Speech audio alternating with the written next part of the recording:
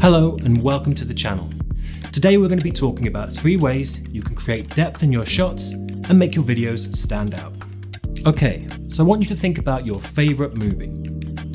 Now take a look at one of your favourite shots from that movie. The chances are the filmmaker is using a number of techniques to trick you into thinking there's depth in that scene. So why is depth so important in videos? Well, video display on a flat screen can only ever exist in 2 dimensions. Despite what big budget Hollywood films would have you believe. Video displayed on a screen can only have a width and a length, but never a depth. This means that you need to trick your audience into thinking there's depth in the shot, and this can be done in a number of ways. And the good news is, grasping the basics of creating depth in your videos doesn't take fancy techniques or expensive equipment, just an eye for detail and a cheap camera. So let's run through my top 3 tips for creating depth in your videos. Tip number 1, use leading lines. So this is a fairly basic technique, but it also happens to be one of the most widely used, most effective ways to sell your viewer on that feeling of depth. Leading lines can be seen everywhere in your environment and can be used to direct your viewer's attention towards a point of interest, such as an object, a building, or a person. Start thinking about what's important in your shots. Are there leading lines that you could use to direct the viewer towards that point? Start looking for leading lines in your day-to-day life and try to visualize what they would look like on camera.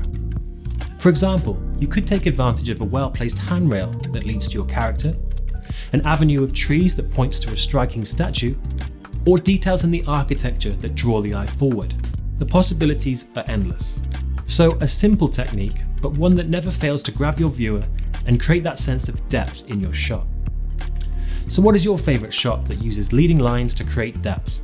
Let me know in the comments below. Tip number 2, foreground framing. So foreground framing is simply when you use an object or objects in the foreground to frame something that sits in the background. This is one of my favourite techniques.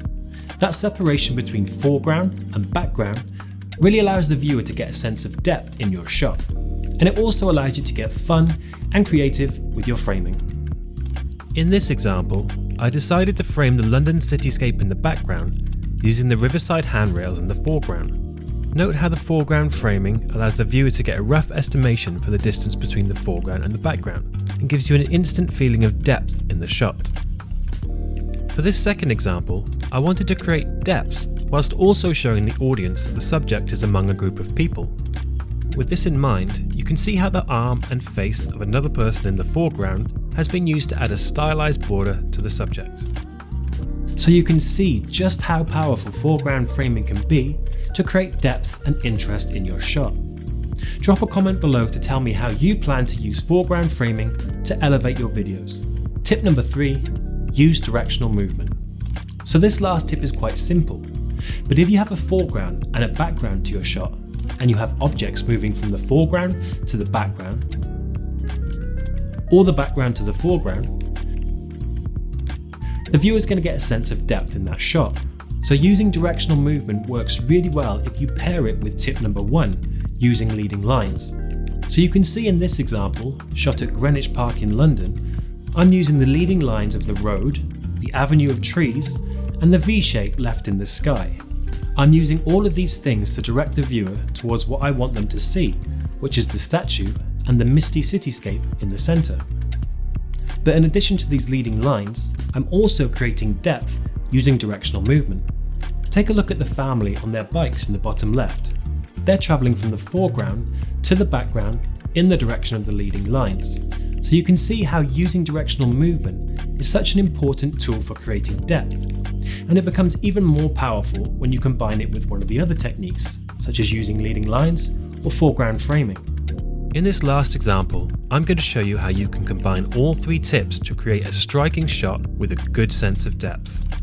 So in this instance, the fence in the foreground is giving us an interesting framing, whilst also providing some strong leading lines that draw your attention to the man and his dog.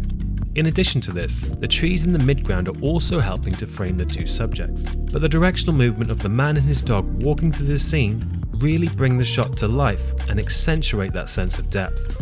Watch how that directional movement is exaggerated when the man gathers momentum to throw the ball, before the dog sprints off into the background to fetch it. As an added bonus, the person walking into the shot at this point gives us some extra directional movement, as well as narrowing the framing even further to focus on the man and his dog.